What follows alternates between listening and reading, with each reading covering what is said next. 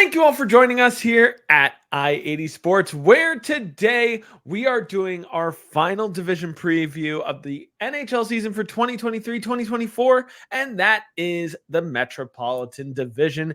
Guys, thank you for joining us here again at I-80 Sports.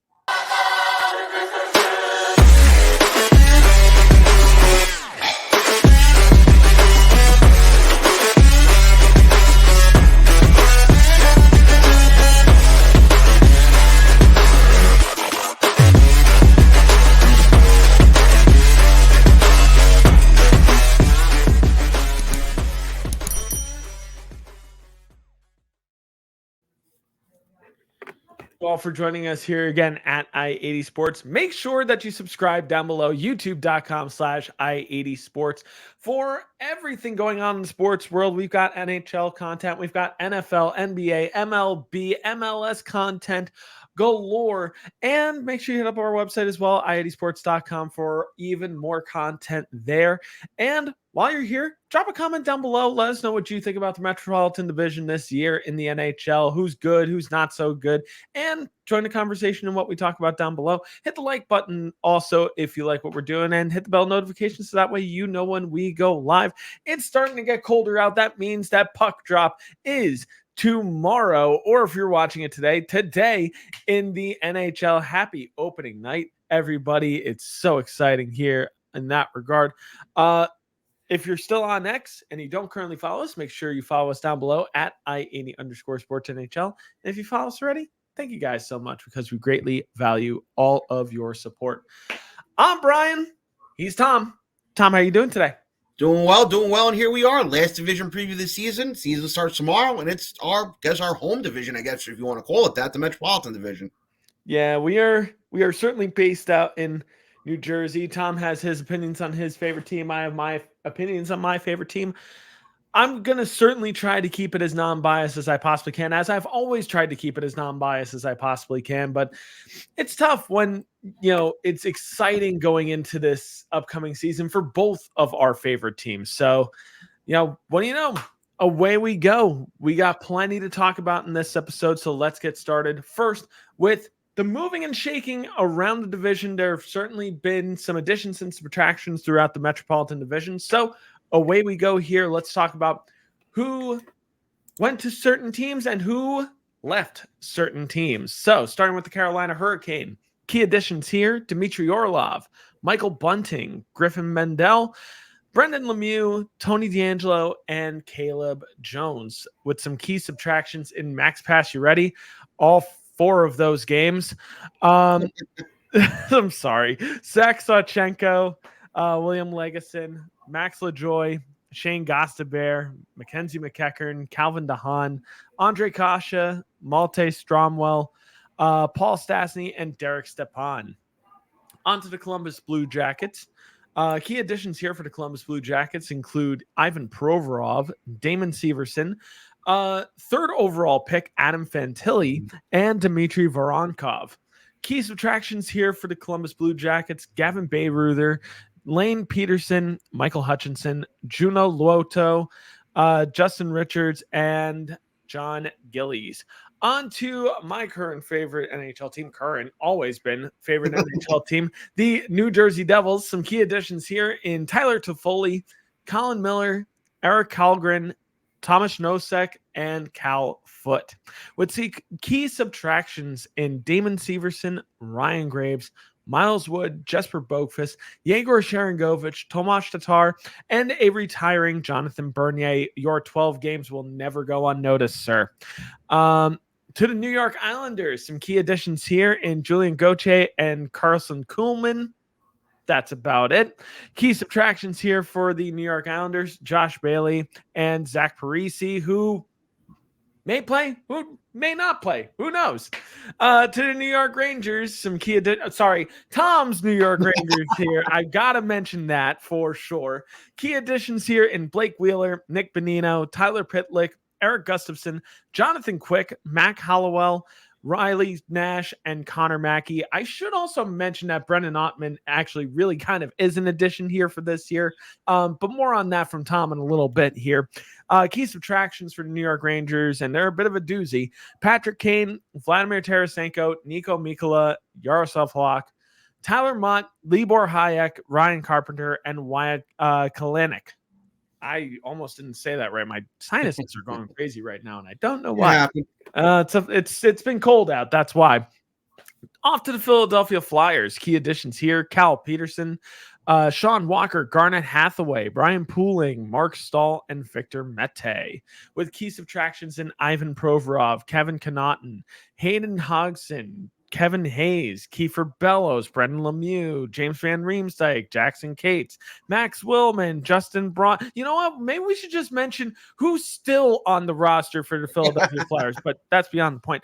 And Tony DeAngelo. I should also say a key addition here for the Philadelphia Flyers is actually getting a potentially healthy season in my favorite to win comeback player of the year this year, Sean Couturier. So that's going to be exciting to watch for Philadelphia Flyers fans, at least a little silver lining there. Off to the Pittsburgh Penguins. Key additions here in Riley Smith, Eric Carlson, Rem Pitlick, Matt Nieto, Alex Nedeljkovic, Ryan Graves, Noel Acciari, Lars Eller, Radim Zohorna, Magnus Hellberg, Vinny Hinostroza, and Andreas Janssen. Key subtractions here for the Pittsburgh Penguins in Jeff Petrie, Casey DeSmith, Michael Granlund, Jan Ruta, Josh Archibald, Nick Bonino, Drake Caggiula, Brian Dumoulin, Dmitry Kulikov, Ryan Pooling, Dustin Tokarski, and Jason Zucker. Finally, the Washington Capitals. I got to yank up my chair here. I've been sinking ever since I started these additions and subtractions. Key additions for the Washington Capitals: Joel Edmondson, Max Pacioretty, and Matthew Phillips. With key subtractions for the Washington Capitals in Connor Brown, Matt Irwin, Connor Sheary, and Craig Smith. So quite a bit going on in the Metropolitan Division this offseason. As we've seen in all the three other divisions that we previewed. If you want to see those other three previews, hit up our page, check them out. If you're curious about our Pacific Division preview, our Atlantic Division preview, and our Central Division preview, they're all there on our YouTube page. Hit them up, watch them, come on back, let us know what you think. But Tom, I'm going to start with you here. Do you have any particular favorite transactions from the Metropolitan Division this year? Anything that really stuck out to you as like big difference makers, or just moves that you really liked for any particular team? I hate to say it, but the Devils getting Tyler Toffoli was huge. It already bolsters a pretty speedy and stacked forward core over there. You have Meyer now playing with Hischier on the Swiss connection. Now you have Toffoli playing with Hughes. They look good in the preseason. There's no other way around it. They look really good. So let's see what happens. I liked what my team did. I like what the Rangers did. You brought in Blake Wheeler and Nick Bonino, two proven veterans for basically nothing. Now, you may say, okay, well, it's a big deal losing Kane and Tarasenko. You knew one of them was definitely going. Nobody really knows what Patrick Kane is doing as of yet. It's still a bunch of smoke and mirrors with him. Nobody has any idea where he's going or what he might do. But I think with the Rangers, too, and I think the way Chris Drury thought about was he looked at the 2 different years. He tried to stack the team for the playoffs last year. They couldn't make it out of round 1. I think it was partly that maybe he, tried a little too hard with that and upsetting maybe a core that was already having a good enough season. Also think it was maybe the coaching. But if you look back on what they did in 2022, the kids got a lot more minutes in 2022. And in 2022, you look at the players they brought in at the deadline that year. You brought in 2 okay veterans in Frank Vetrano and Andrew Kopp. And I think that's maybe their way of thinking, whereas Vetrano and Kopp had pronounced roles on that team where they were going to be top 6 players. This is more, okay, let's start trying to shove Kakko and Lafreniere into the top 6. And now we have Will Cooley as well, because Will Cooley is going to begin the season with the big club. Brendan Northman is not. Brendan Northman will begin the season in Hartford. But you're looking at that, and I think it's more of a fail-safe option, whereas, okay, you went with Kane and Tarasenko. Both were good. You still couldn't get out of round 1, whereas when you went with guys along the line of a caliber of like Vetrano and Kopp, you got yourself to a conference final. So I think that's maybe where the brain trust was thinking and going with guys like Wheeler and Bonino and the like. That's what I'm thinking. But we have to see what happens too. And I also think that just enough is enough. It's time to let these kids play. I think that they just shielded them for way too long, and it shouldn't have been that way at all. So let's see where they go. Another team that I'm 50-50 about, that I'm topsy-turvy about, it is the Pittsburgh Penguins. I like that they brought Riley Smith in. When I talk about guys like Frank Vetrano and Andrew Kopp for the Rangers 2 years ago, Riley Smith was the guy that I was high on 2 years ago and last year for them to bring in. 2 years ago, it obviously could have happened because Vegas was faltering. Last year, obviously not, because Vegas won the Cup. But I think Riley Smith is a good pickup for Pittsburgh. At the same time, I think that's the only good pickup. And I'm going to explain to you why that is later on. I think it's a good pickup, but I'm still not very high on the Penguins. But I do like that move. I can understand where you're coming from, but I'll explain my point in a little bit on the contrary side of things. But let's start back at your first point, which was the Devils acquiring Tyler Toffoli in this offseason. And the New Jersey Devils acquiring Tyler Toffoli was a major surprise to me. I didn't think that Toffoli was truly on their radar at the beginning of the offseason. But the addition does so much more for this team than I think a lot of people realize. It officially makes the Devils really 3 or 4 lines deep. And I'll tell you why. I mean, you look at the potential of that third line right now, and this is just a preview of the daily face-off lines that we're going to be going through in just a little bit. Their third line right now is Andre Palat, Eric Haula, and one of either Dawson Mercer or rookie Alexander Holtz. And having that as your third line is a very nice luxury, whereas you didn't necessarily have that ability last year without Toffoli. You had to play Andre Palat when he was, healthy throughout the season on the second line.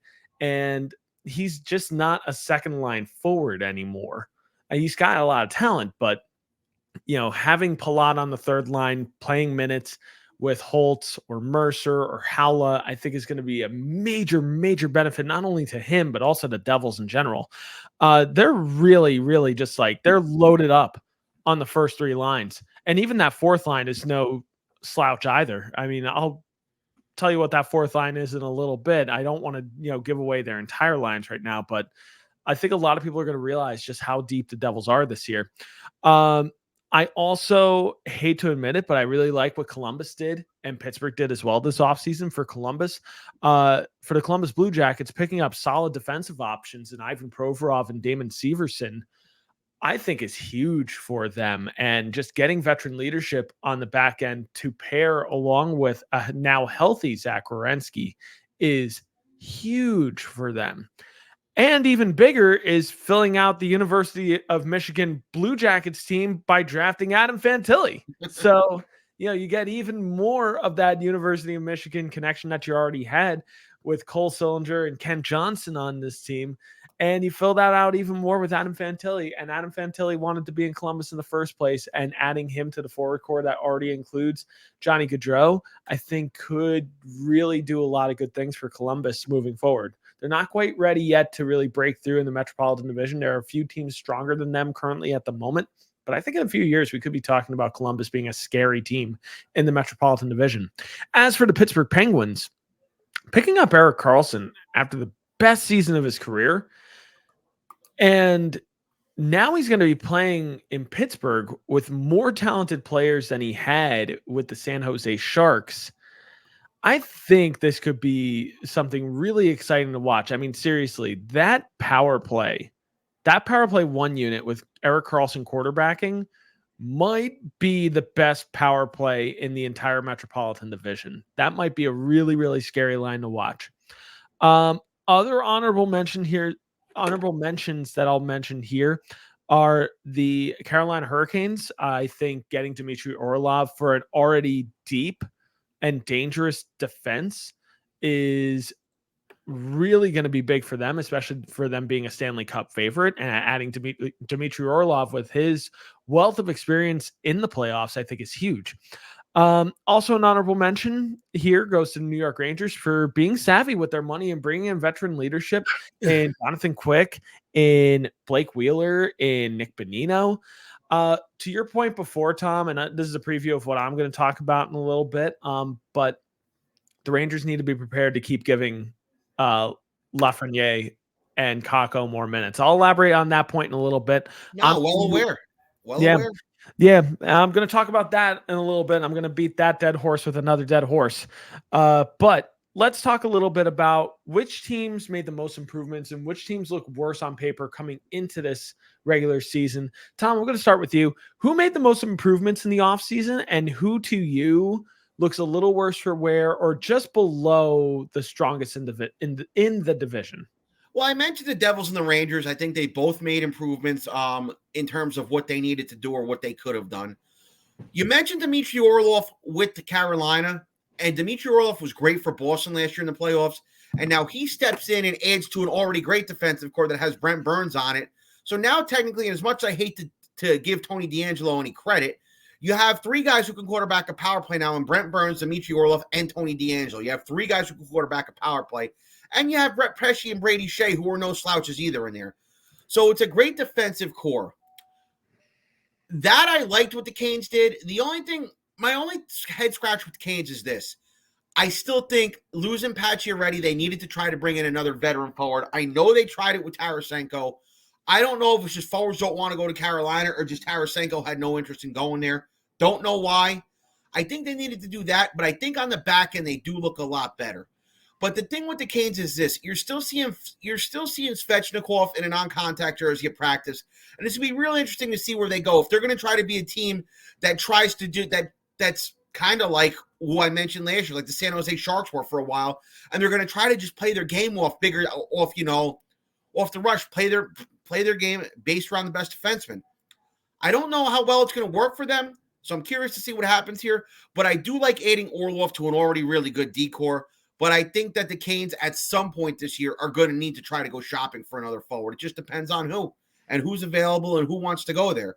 And I don't know if that's Patrick Kane. And as we know today, it's not Mark Scheifele anymore because him and Connor Hellebuck just inked extensions in Winnipeg for 8.5 each. That's besides the point. We talk about that another day. Say what you will about the Pens. Riley Smith coming in, yes, I like it. I do. I think him coming in helps them out a little bit. On paper, it's a good deal, but I'm just wondering if this team is too old already. Now, I'm looking at their depth chart right now. Jeff Carter's supposed to start on the fourth line. The guy who they just gave a boatload of money to is going to play on the effing fourth line for them this year. You make this major trade for Erik Karlsson, and your three best forwards are over the age of 35. Riley Smith's a nice complimentary piece. Don't get me wrong, but is it enough? And I look at the goaltending with Yari and Nedeljkovic. Is it enough? And I don't really know. And like I said before, I said it in a previous episode, I don't know if bringing Erik Karlsson in is going to be the be-all, end-all for this team. Will it get them back into the playoffs? I definitely think so. I really do think that they'll be a playoff team again. But is this a move that's screaming, we're going to bring that sixth Stanley Cup to Pittsburgh and fourth Stanley Cup for Crosby and Malkin? And my answer is, I don't think so. And I think that at some point, and we know it's coming in the next couple of years, where the team is going to have to move on from Crosby and Malkin. Whether it's Malkin goes back to Russia to retire and Crosby retires as a Penguin and they retire the 87 next to Mario's, and it'll be a great ceremony. Well, that can be talked about in the future because it's not happening yet. But at the same time, Erik Karlsson's going to find himself handcuffed in Pittsburgh just like he was handcuffed in San Jose. And I know he wanted to go somewhere to try and win a Stanley Cup. I don't think he's winning a Stanley Cup here. I don't think this team is going to win a Stanley Cup again with this core. I think they'll make the playoffs. Yes. I think they're a playoff team this year. Yes. I don't know if this team has what it takes. I don't know if this team making a win now, this is a win now, let's try to win the Stanley Cup move for a team that I just think is too old. And I've said it before and I'll say it again. I just don't think the move's right. But you know what? We'll see how it looks tomorrow night. We have Pittsburgh and Chicago on at 8 p.m. tomorrow night. Connor Bedard's debut in the league. Let's see where it goes. And well, the Philadelphia Flyers. You dumped Kevin Hayes, who I always thought was grossly overpaid and grossly overrated. You got rid of Tony DeAngelo, who was always a locker room problem. But I still think these Flyers have no direction at all. And I think John Tortorella, while not as bad as another coach who was supposed to coach in this division, who was just a general a-hole in Mike Babcock, I think that John Tortorella is just going senile at this point. I heard an interview on Chemistry with Kevin Hayes where Tortorella was benching himself from the bench, coaching from the press box. I think John Tortorella has just totally lost his mind. And I really think Philly is going to be it's going to be a dumpster fire down there this year, as if it already wasn't a dumpster fire last year and the year before. It's going to just I don't know what to think about that team anymore. They have no direction. I don't know what they're doing down there. Yeah. What more can you say about the Flyers? I mean, it's funny coming into this upcoming season because, the Flyers do feel directionless right now. I mean, I do feel like they're trying to take steps in the right direction with the moves that they made this offseason. And it's funny because coming into these division previews, when we started this a few weeks ago, all the way back at the beginning of September with the Pacific Division preview, I was already prepared to say, in terms of directionless and just like misguided, was the Columbus Blue Jackets. But lo and behold, it didn't take Mike Babcock long to go back into his old terrible ways and get fired. And now it all of a sudden feels like Columbus is going in the right direction. So I'm wondering how long it takes for Philadelphia to start finding that right direction. It already started in this offseason by drafting Matvei Michkov. They're playing the long game with one of the more talented forwards from this draft. I could see this being a very much Kirill Kaprizov situation where we wait a few years for him to come in, and he's going to come into a Philadelphia team that's developing with their forward core developing, and Joel Farabee, Bobby Brink, Owen Tippett, develop, and Morgan Frost as well. These developing forwards.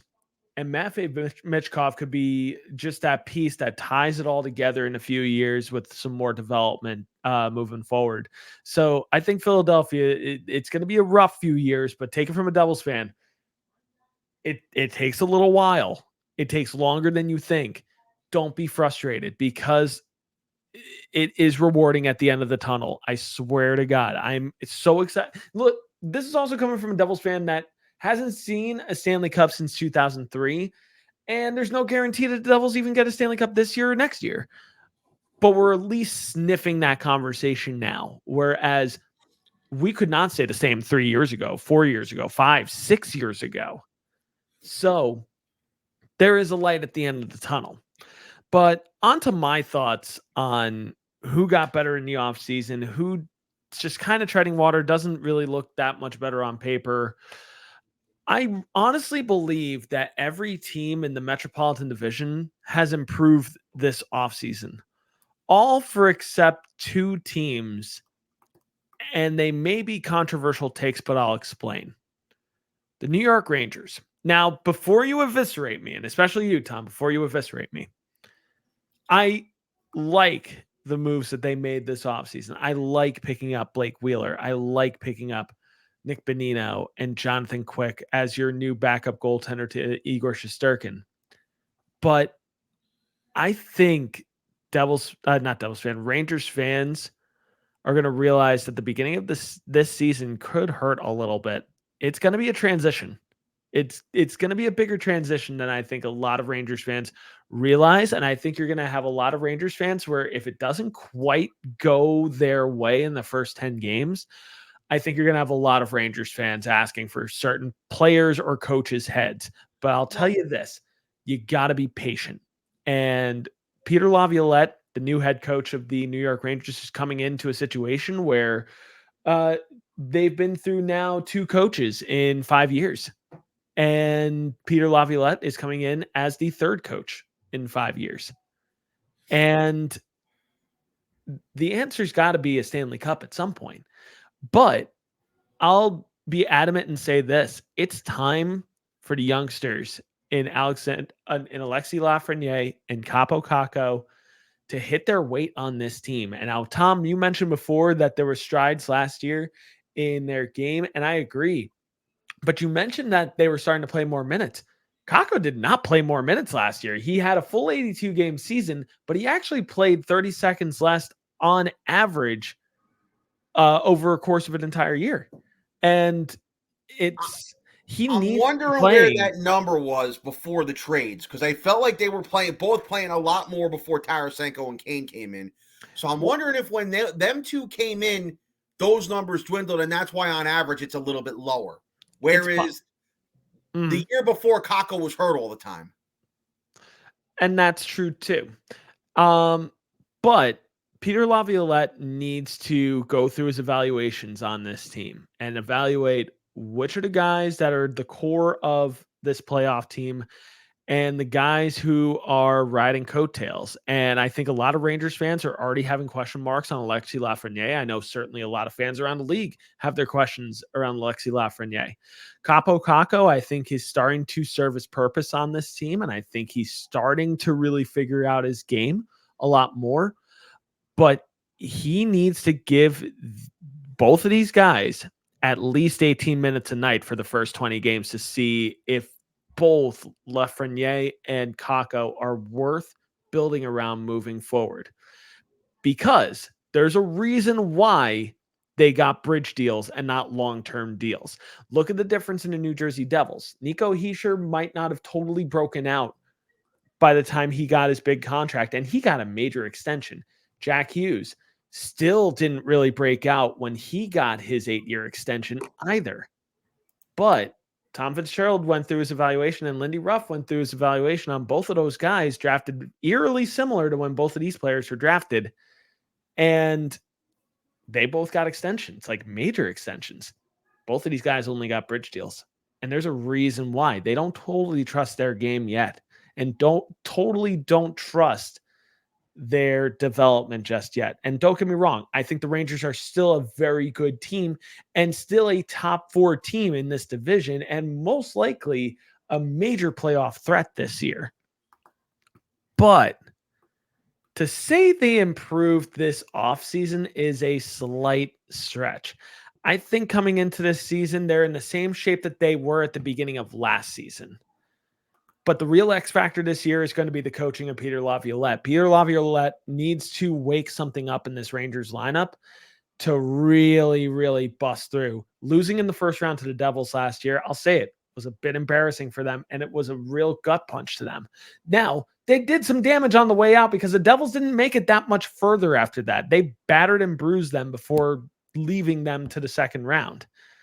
But the Rangers certainly want to be that team that makes it to the second round this year and even beyond that. So let's see what happens this year. I think it starts with the pace of play that Peter Laviolette employs at the start of this year. And I think it also lives and breathes with obviously the success of your core guys like Chris Kreider and Artemi Panarin. You know, it absolutely is going to be important for guys like them to show up, as well as Mika Zibanejad on a nightly basis. But you got to see what Kaapo Kakko and Alexis Lafreniere can really do at this point, because 40 points in 82 games isn't cutting it anymore.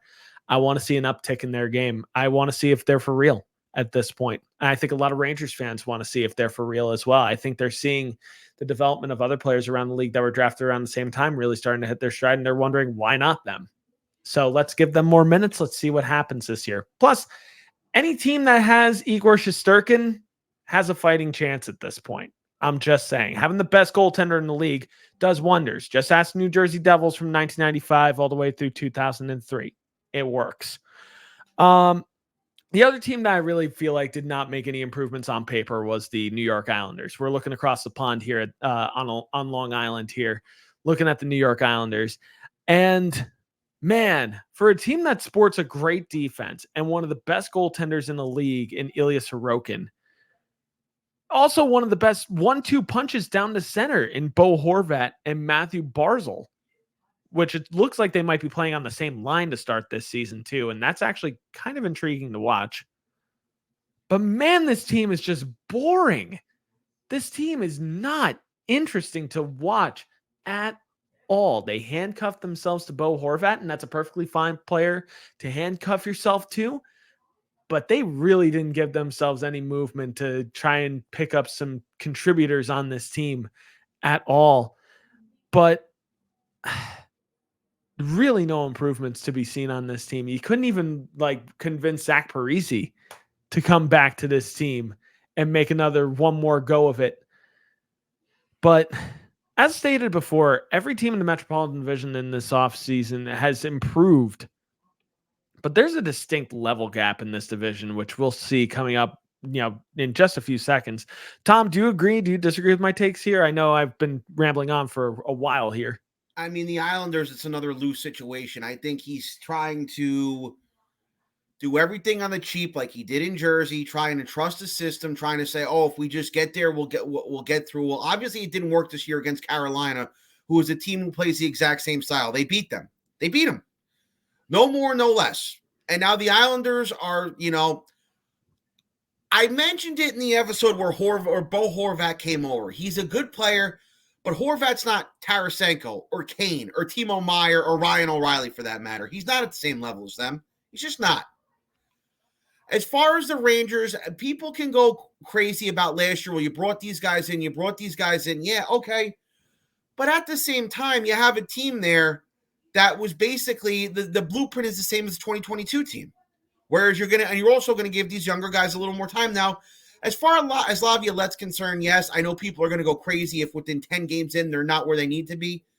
But not for nothing. People were going crazy around Thanksgiving last year in November where they were blowing games with Gallant. They wanted his head. And I was a Gallant supporter till the very end. The only thing that turned me against Gallant was that series against the Devils. They're well in control of game 3 and then just stopped controlling the play. And then lost 3 games, won another game 6 to get my hopes up thinking, okay, it's game 7, Igor will shut out the lights, and then go to game 7 and don't even show up. But at the same time, didn't the same thing happen with Alain Vigneault 10 years ago? Had a terrible, terrible start, and by the end of the season, they're playing in the Stanley Cup Finals. And I'll tell you what this team has that team didn't. They both had elite goaltending. Lundqvist elite, Igor elite. That 2014 team with Vigneault had nothing that resembled had nothing that came close to a number 1 defenseman. McDonough was showing shades of maybe a Norris Trophy-like season that year, but he still wasn't a legit number 1. This team has that in Adam Fox. Fox has already won in Norris, and I don't think he's done winning Norris yet either. That team had no point-per-game talent up top. You have Zibanejad and Panarin, who are 90-plus point guys. That team didn't really have any great goal scorers. Nash was hurt all year. St. Louis came in at the deadline. Chris Kreider has averaged 40 goals a year over the last 2 years. So this team has the pieces. If they start off slow, fine, but you know what? The pieces are there, and sometimes all you got to do is just get there. And maybe, just maybe this year, and I think a lot of teams are going to do this now, whether it's the Rangers, whether it's the Maple Leafs, whether it's the Bruins. I don't think, and this is league-wide, I don't think you're going to see an arms race at the deadline this year like you saw last year. I just don't see it. I think everybody and their mother thought it would be a 3-legged race for the East with the Rangers, Bruins, and Leafs, and 2 of them went home in the first round, and the other one went home in the second round. But, I look at the team, and all I think about is, okay, you brought Tarasenko and Kane last year because basically they both said to their respective teams, we're not staying here. This is where we want to go. Whereas 2 years ago, you basically had the same roster, but you had plug-in guys like I mentioned before, Vetrano and Kopp. And this year you have Kakko and Lafreniere who need to get the minutes. And if not, you have your fail-safe options in Bonino and Wheeler, and you have, I guarantee, a bloodthirsty Brennan Othmann in the minors. So I don't know if it'll be an improvement. But I mentioned the Pittsburgh Penguins earlier, too. Sometimes less is more. Remember, in 2015, remember that they stacked the team up in 2013 with guys like Jerome McGinley, Brendan Morrow, and Douglas Murray. Got shellacked in the conference finals by the Boston Bruins, swept out of the playoffs. Had a 3-1 lead on the Rangers in 2014, lost in 7 games. Almost didn't even make it in 15. That team in 16, if we didn't know what was going to happen, on paper really looked bad. And I remember that year I was in Pittsburgh around Thanksgiving 2015-2016 season. And let's just say the feeling in Pittsburgh that year was doom and gloom with that roster. Well, that June, who was skating the Stanley Cup around the ice at the end of the season? The Pittsburgh Penguins. So we got to see here. We got to see.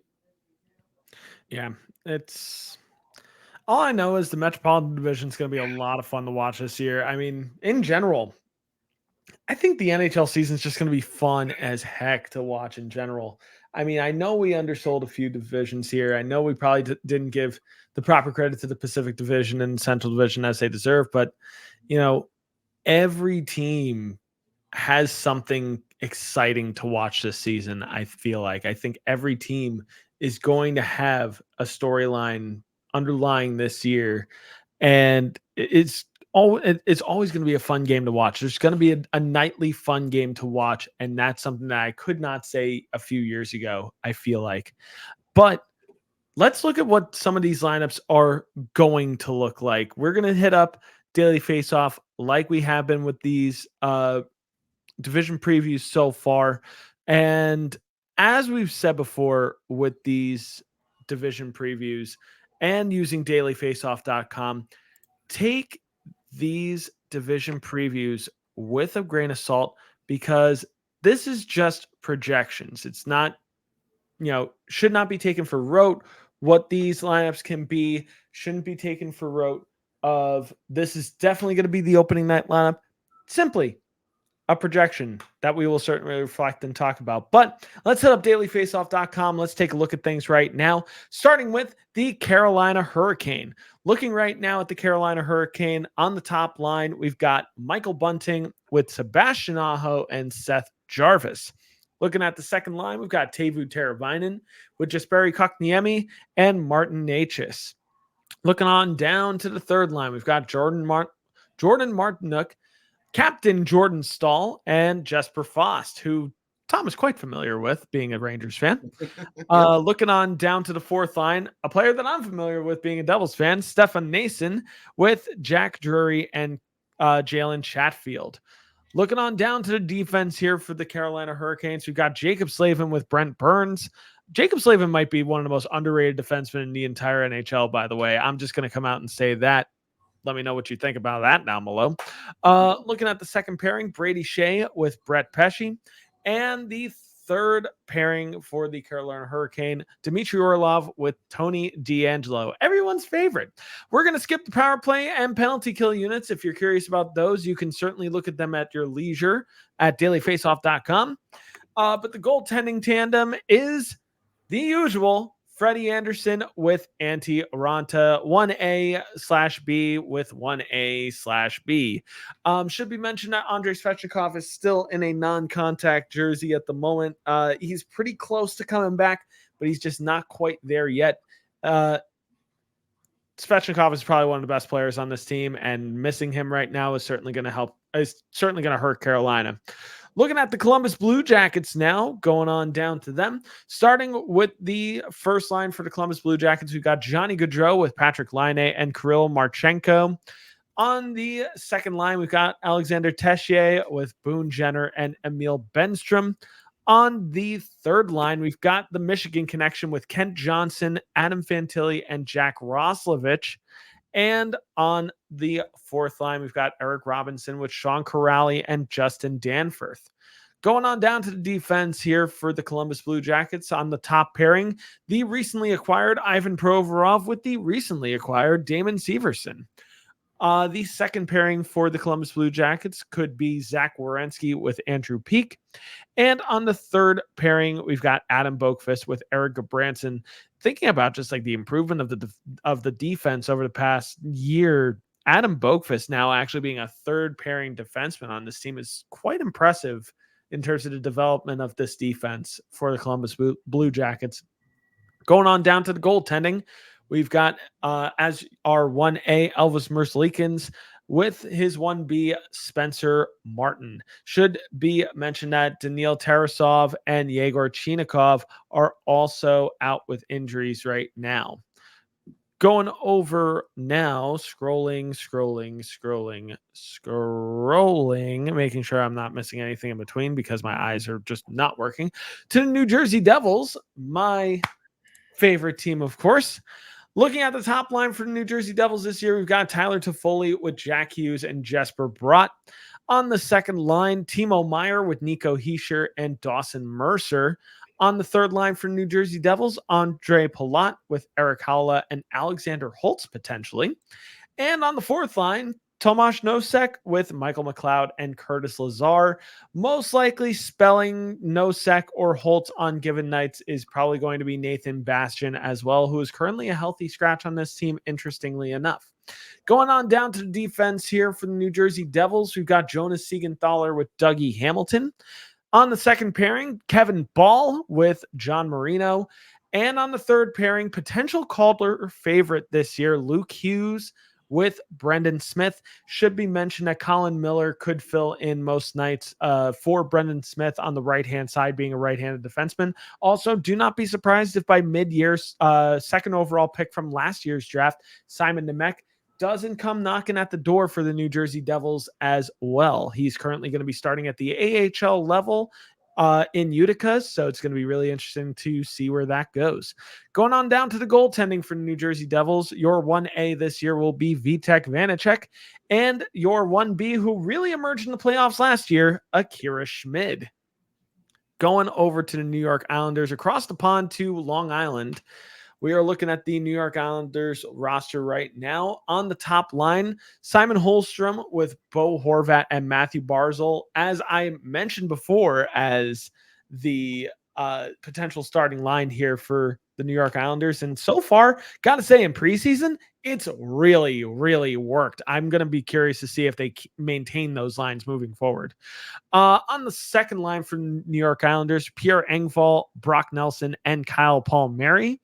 On the third line for the New York Islanders, Anders Lee with Jean-Gabriel Pageau and Oliver Wahlstrom.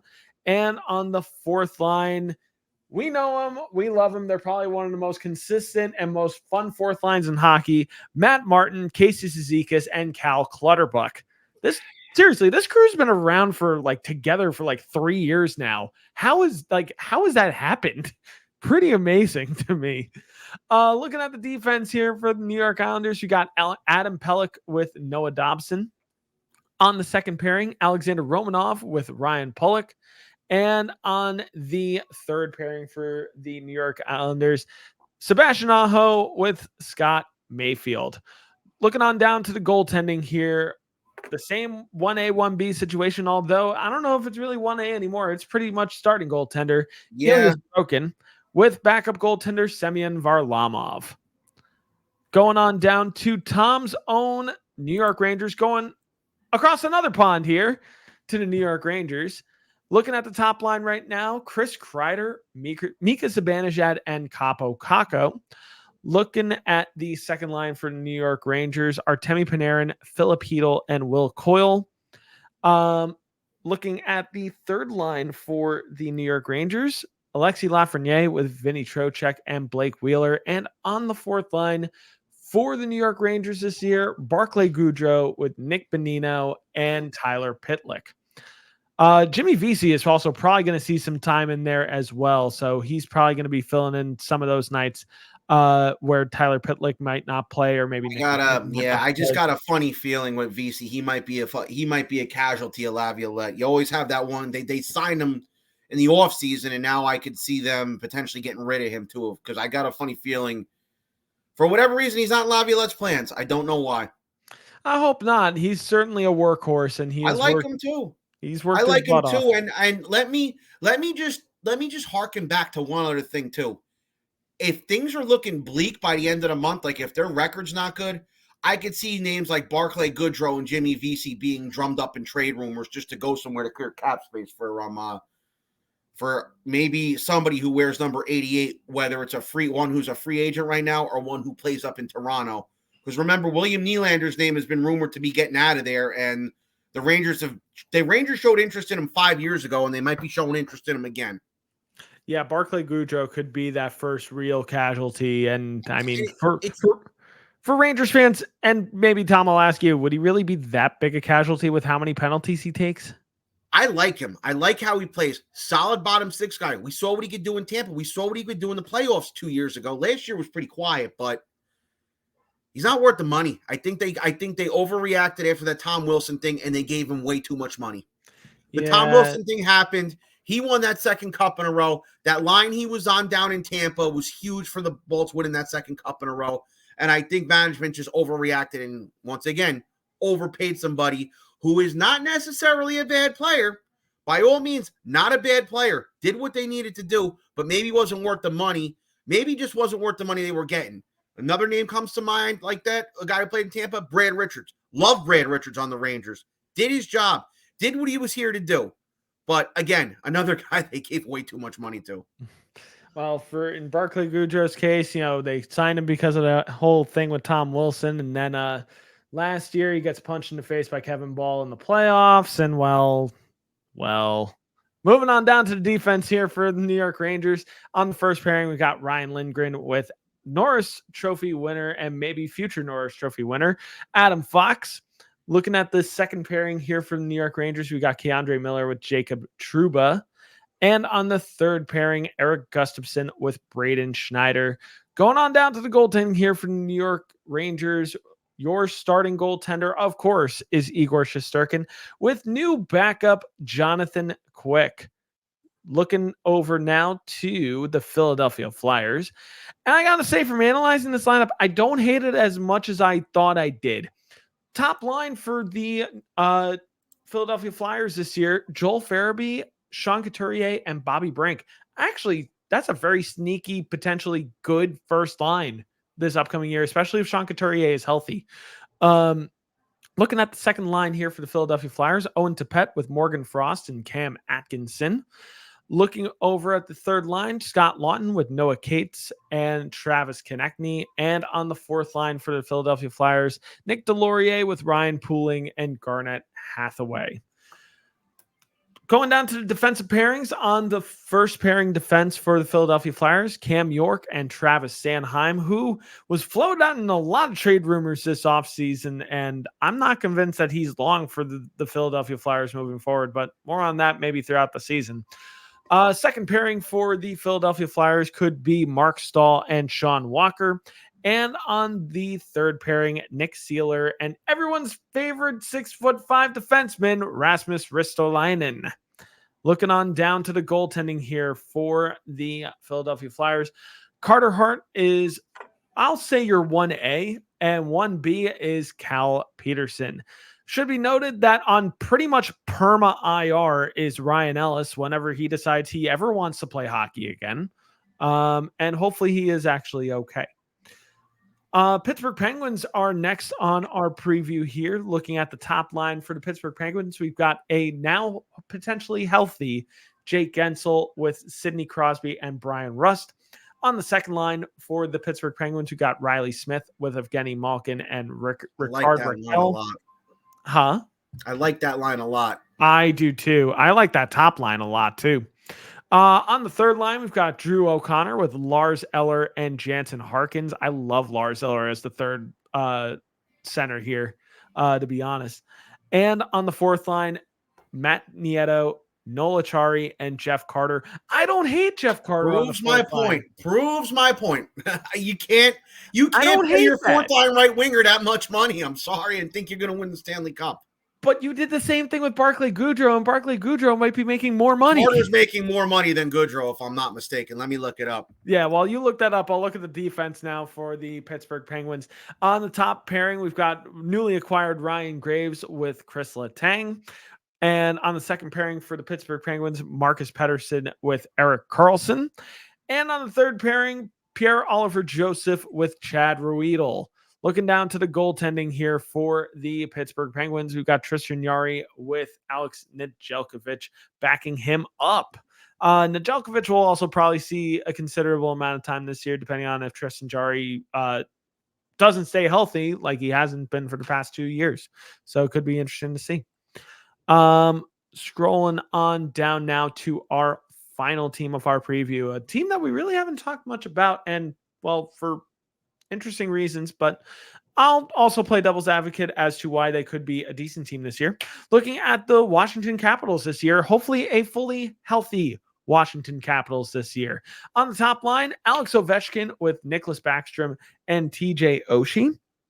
On the second line, Connor McMichael with Evgeny Kuznetsov and Tom Wilson. Evgeny Kuznetsov, who I'm actually kind of surprised is still in a Washington Capitals uniform to start this year.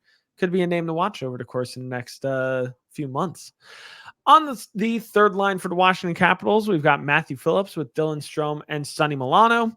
And on the fourth line, we've got Beck Malenstein with Nick Dowd and Alexei Protas. Looking on down to the defense here for the Washington Capitals, we've got Rasmus Sandin with John Carlson. And on the second pairing, we've got Martin Fevery with Trevor Van Riemsdyk. And on the third pairing, we've got Lucas Johansson with Nick Jensen.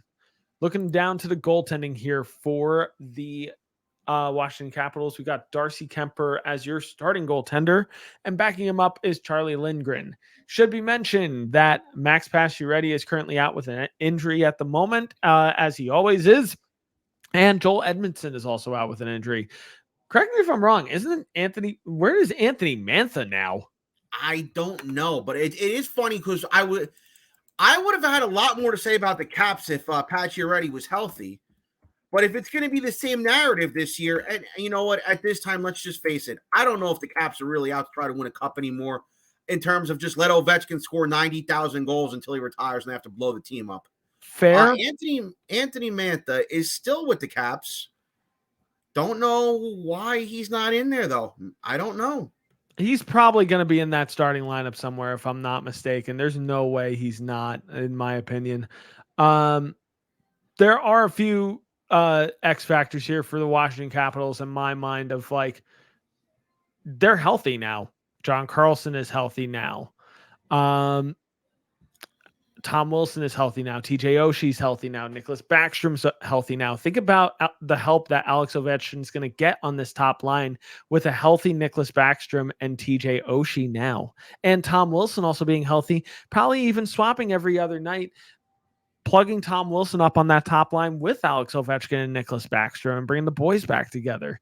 Well, yeah, it's going to be interesting to see who's going to be in the battle for those 2 wild card spots. It'll probably definitely be Pittsburgh, Washington, the Islanders, and then I don't know. I don't know from the Atlantic Division. I think the Atlantic Division, like we had said, Toronto's got it locked up, and even that's wide open. So it's going to be interesting. Yeah, a lot to really digest here in general. By the way, do you have any update on the Barclay Goodrow and yeah, Goodrow makes Carter? a tad bit more, about like $500,000 more. But get that. I'm right. Yeah, but Goodrow's also a lot younger too. And I don't know. I still scratch my head at this Jeff Carter deal out in Pittsburgh. I do. I don't know. At the same time, it doesn't matter. It is what it is. Let them do what they want.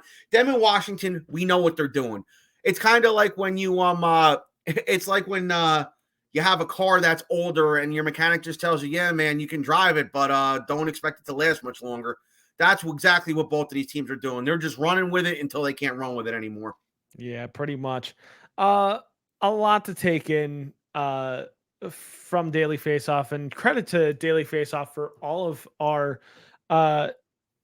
preseason just looking up and down these lineups and predicting the lineups this year. Hats off to them, because without that, our life would be a lot more difficult in general. So hats off to Daily Faceoff. Use them for when you're planning fantasy this year and when you're planning, any kind of betting that you're doing, or just want to be curious and educated on who's, playing where in a given year. Use it. It really, really helps. But Tom, let's start with you. Based on the projections, which lineups look the strongest and which ones look the weakest? Well, obviously, your Devils. I like the Canes to a point, but I had mentioned in the past the Canes are like those old San Jose Sharks teams during the Joe Thornton, Patrick Marleau, Joe Pavelski, Devin Setaguchi, Jonathan Chichu era years. I'm going to like them now, but if they don't start doing something, it's going to be very easy to not like them anymore. And, of course, my team, the Rangers, like I said, people, I think, we're overreacting a little bit to last year. This is a team who's only 2 years removed from going to an Eastern Conference final with a similar lineup than this. They have the best goalie in the league. They have one of the best defensemen in the league. They have 2 90-point forwards up top and another forward up top who averages 40 goals a year. I think people need to back off the ledge a little bit with them. I do. I still think they're a good team. Are they a shoo-in to win the Stanley Cup? No. Can they go to the playoffs, catch a run like maybe the Bruins did in 2011 or the Kings did in those other years and run to a Stanley Cup? Yeah, I think it's quite possible. Do I guarantee it? Absolutely not. My name's not Mark Messier. So, and obviously the weakest team is that team down here in Philly. You got to hope that Matvei Michkov is in the mold of an Artemi Panarin or a Kirill Kaprizov and not in the mold of, say, a Nikolai Zherdev. But that is not going to be determined right now. It's going to be determined in the upcoming years. Obviously, Philadelphia, they changed their front office a little bit. So we have to see what happens down there in Philly. We really do. But as of right now, it's really a head scratcher with them. It Yeah. really is. No, it really kind of is at the moment. Um, I think the obvious like top three teams in the division right now are in no particular order at the moment. Are the Carolina Hurricanes, the New Jersey Devils, and the New York Rangers. I mean, by far, they are the strongest three teams in this division. But don't sleep on the Pittsburgh Penguins just yet, because even though they might be an aging team, there's still a lot of talent to be found on that roster, and I think they're going to really surprise people this year and make a run into the playoffs this year, and just don't write them off just yet. Uh, the Columbus Blue Jackets have improved on paper, but they're still a few years out from being a true threat in the division. That, and they really had to hit the reset button hard coaching wise at the beginning of the preseason. But luckily, they just had to do it at the beginning of the preseason, not mid season. So Coaching or no coaching, we've heard this story with Columbus how many times, and it doesn't matter right now. How many times do we think this is finally it for Columbus? And this is a story that we've been hearing for 15 years now. How many times do we finally think this is Columbus's time to turn the corner and be a contender, and it doesn't work? And believe it or not, the best years they had is maybe when Tortorella was coaching them, and they were kind of they were a team that would make a little bit of noise in the playoffs. But yeah, I'm not buying it with them anymore. And that's fair. I think there's a lot to be excited for in the future, especially in their forward core, but they're still a few years out from really being a true threat. I have no idea what to make of the New York Islanders. They're either finishing in third or they're finishing in seventh. There's really no in between. And the Washington Capitals, they're a nostalgia trip for sure. And they still have this big identity crisis in the division. They're too old to hang with the rest of the division, but they're too talented up and down not to at least try. They're in a real pickle here in the division, because if all breaks right for them, they could be giving a lot of these playoff teams trouble. But do I think that they're a playoff team? I don't quite think so. It wouldn't surprise me if they go on some kind of young run and, really kind of hang up until the end of the season. But I just don't really see them as a playoff team, even with Alex Ovechkin on that lineup. And it stinks to say that. And well, then there's the New York Flyers, the Philadelphia Flyers. What am I saying? They did play home games at Madison Square Garden their first year when the roof fell in the Spectrum. So I guess you could call them the New York Flyers. Yeah, I could, but no, because then that would just make you mad. Yeah, me too. It's the Philadelphia Flyers, man. There's a lot going on there. Silver lining, Sean Couturier is healthy. I'll take that. I'll take that for Flyers fans, and that's what Flyers fans should take as well. Sean Couturier is finally healthy, and who knows, maybe it actually translates to a few more wins than last year, which would be great to see. All right, it's time to predict. It's time to throw in our bold predictions here and give you our standings predictions. Tom, I'll start with you. 1 through 8, go. First place, Carolina Hurricanes. Said it before and I'll say it again. They remind me of those San Jose Sharks teams. But at the same time, a positive about those Sharks team was they would have big regular seasons, but then run into problems in the playoffs. They would be outmanned in certain areas. But I got to give credit where credit's due to the Canes. So I'm finishing them in first in this division. Second place, your New Jersey Devils. Giving them second place. We'll see what happens. They had a great preseason, so we'll see how they carry it over. I mean, I think that they should have a fairly good year over there. Third place, my team, the Rangers. Should be a solid year. Third place, solid playoff year. Hopefully all goes according to plan. We'll see what happens. Whereas maybe Patrick Kane is back. Maybe another number 88 from Sweden is there in William Nylander at some point if the Leafs really want to get rid of him. Fourth place, the team I said that can't win a Stanley Cup but can make the playoffs, Pittsburgh Penguins. Fifth place, New York Islanders. Sixth place, Washington Capitals. Now, hear me out on this one. If the Islanders play their game, their defensive game, and play well at it, that's fine. But if they rely too much on Sorokin and can't win games, I could see the Capitals finishing ahead of the Islanders. So we got to see where that goes. Could either of those teams make the playoffs? Possibly. Could both of them miss the playoffs? Definitely. All right, seventh place, Columbus Blue Jackets. I'm not buying the hype with that team anymore until they give me a reason to. Eighth place, Flyers. What more do you want me to say about them? Valid. For me, 1 through 8, All right. Here we go. Number one, right off the bat, I'm going to boldly predict it, and I'm probably going to fall flat on my face for it, and it's fine. The New Jersey Devils. I have them finishing in first place this year. I think this is the year that they win the Metropolitan Division back. They came so close last year, and I think that they're a little bit more complete at forward this year than the Carolina Hurricanes are. Where they might not edge them out, though, is on defense, and that's going to be a narrative throughout this season. Speaking of which, Carolina Hurricanes, I've got them finishing in second. It's going to be neck and neck throughout the entire season between the New Jersey Devils and Carolina Hurricane, I think. I think they're just going to keep going back and forth between first and second. And I think it's going to take until the 82nd game of the season this upcoming year, just like it did last season, to determine who's going to win the East, who's going to win the Metropolitan Division this year.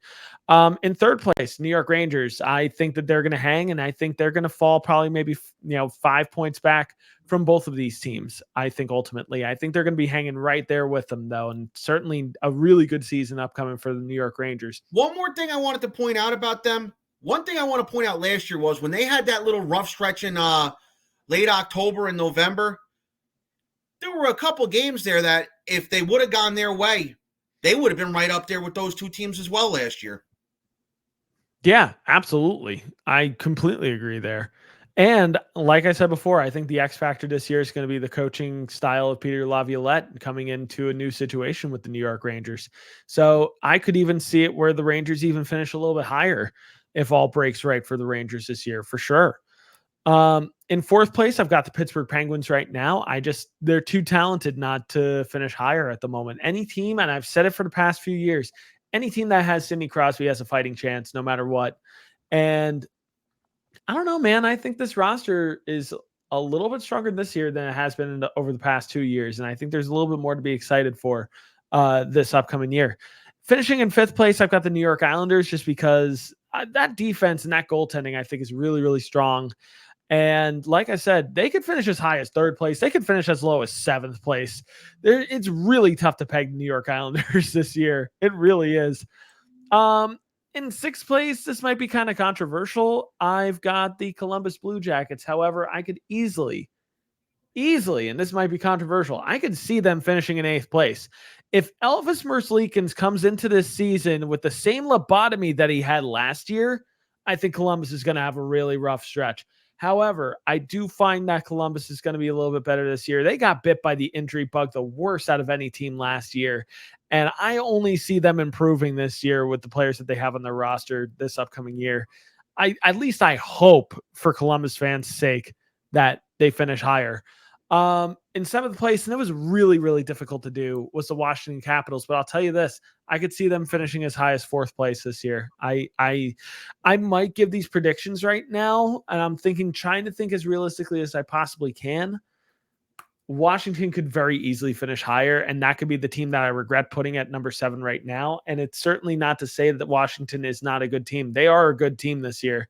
But I just think that they might be a little bit slower than some of the other top guns in the Metropolitan Division, behind Carolina, behind New Jersey, behind New York. I don't think Washington's going to really be able to keep up with that game unless they slow the pace down to their game. And in last place, I've got the Philadelphia Flyers. They're a lottery team this year, and rightfully so. I mean, they should be looking to get the number 1 or number 2 overall pick this upcoming year. There's really no reason not to for them this year. But we're about to move away from things here. We're about to wrap up our episode finally right about right now. But we've come to our question of the day as usual, which same question of the day that we have had for the past 3 division previews. I'll ask it here too to you, Tom. Which team is the team to beat in the division this year, or what are the teams to beat this year in the division? I'd say it's the Devils, Canes, and the Rangers. They all have different strengths. They all have different weaknesses. The Devils have that high-flying offense that neither of the teams have. The Canes probably have that stacked defense. The Rangers have the goaltending. They have the better goaltending than either of the teams. And their D, I think, could be right up there with Carolina's. Forward core is not bad either. So it's going to be interesting to see. And Carolina, my big question mark with the Canes is what's going on with Andrei Svechnikov? It's going to be, I really think that everyone says, oh, well, last year he got hurt and they did fine. Yeah, but I think that at some point it's going to hurt them if he's not healthy. Yeah. For me, truly, the two biggest teams to beat in this division this year are the New Jersey Devils and Carolina Hurricanes. I think those are the two biggest teams that teams are going to be gunning for in the Metropolitan Division and even in the Atlantic Division as well when we're thinking about wild cards. But teams in the Metropolitan Division should be put on notice of the teams with the best goaltending in the entire NHL. And I'm not even saying in the entire Metropolitan Division. I'm saying in the entire NHL. That's the Rangers and the Islanders. Igor Shesterkin, Ilya Sorokin. Number 1 goaltender in the league, number 2 goaltender in the league in my mind. At least in my mind right now. I hate to say it with the Islanders, though. I think that they're doing what the Rangers did when they had Lundqvist. They're relying too much on their number 1 goalie. They have a good defensive core, but they don't have that legit number 1 D-man who can power play a quarterback and win you a Norris Trophy. And up top, it's not a knock on Barzal. It's not a knock on Horvat. But I think Barzal and Horvat, if you analyze at the time, you had guys like Nash and Richards and San Luis and enter name here up top. Whereas other teams that you were always playing against had the Crosbys and the Ovechkins and the Stamkoses of the world. Yeah. So I think the Islanders are putting too much stock right now into Ilya Sorokin. And it's not a knock on Barzal and Horvat. They're good players, but are they those 90-point guys? And do you have a defenseman? As good as Pelech and Pulak are, it's a stark reminder of McDonough and Girardi, who were a great defensive pair. But I don't think any one of those players was ever winning a Norris Trophy. Talented together, less talented individually. That's just how it's been for the New York Islanders, unfortunately. They're better as the unit than as the individual. I want to say it's got Lou Lamoriello written all over it, but when you had guys like Stevens, Rafalski, and Niedermeyer back there, I mean, come on. True. And not for nothing, not the first cup, when you were trying to sell guys trying to sell fans that Bobby, and it just happened to work out that Bobby Carpenter and Neil Broughton were legit number 1 centers in the league. Come on, they won the cup. But Neil Broughton and Bobby Carpenter were not Mark Messier, Wayne Gretzky, Eric Lindros, Steve Yzerman, Mario Lemieux. You get my point here. But, I mean, that second cup, Arnott, Elias, and Zakora was a great line. It was. Yeah. And what's upsetting is the 2001 team was also probably better than the 2000 team, and just losing in Game 7 to the Colorado Avalanche. You also lost to the greatest player in the world at the time. You also lost who he went off on you in those finals. So true too. I'll say this, and I'll close it out with this. I know I'm going off topic, but if I had to pick the best hockey player in the world between the years of 2001, when Jágr started slowing down, and 2005, when Ovechkin and Crosby came in the league, there's no doubt in my mind it's Joe Sakic. Yeah. I mean, a lot of people really don't give Joe Sakic the flowers that he deserves, for being just the rock solid player that he was, and just consistent, dangerously consistent. And it's also why I'll never watch that movie Air Force One. And on that note, we're going to wrap up our division previews on that note. But now that we're wrapping up all 4 of our division previews, what did you guys think? Comment down below. Let us know what you think about the Metropolitan Division. Let us know what you think about your favorite team coming up this year. And join us starting next week with our regularly scheduled programming. We're hitting you up, guys, next week with week 1 in the NHL, our recap on all things that went on in opening week in the NHL. You don't want to miss that. The only way you don't miss that is by hitting the bell notification down below, so that way you guys know when we post. And make sure you subscribe down below, youtube.com/i80sports. And while you're there, hit the like button if you like our content. Comment down below. What are you excited for in the NHL this upcoming season? What are some of your bold predictions? We want to hear about them down below. And if you are still on X and don't currently follow us, make sure you follow us down below at I80_sports NHL. And if you follow us already, thank you guys so much, because we greatly value all of your support. And to all of our subscribers so far, we greatly value all of your support as well, and the comments that you guys have been giving us. We've certainly been soaking in the feedback that you guys give us on a weekly basis, and we're better now than we have been in previous years. So keep commenting down below. Let us know what you guys think, and we'd love to have the conversation with you guys down below. But it's finally time to stop from hearing us. I'm going to learn English soon. While I learn English, watch some hockey, watch some NHL. And if you're not watching the NHL, watch some NCAA once that finally comes through. Watch the European game and watch overseas, because the NHL season is upon us. Opening night is tonight, and I'm so excited for that. I think that's why. Yeah. Well, yeah, I'm saying tonight because realistically, this video is being posted on Tuesday. But even still, I'm excited. You guys should be excited too. And until then, I'm Brian. He's Tom. This has been our division previews of the NHL for the 2023-2024 season on I-80 Sports.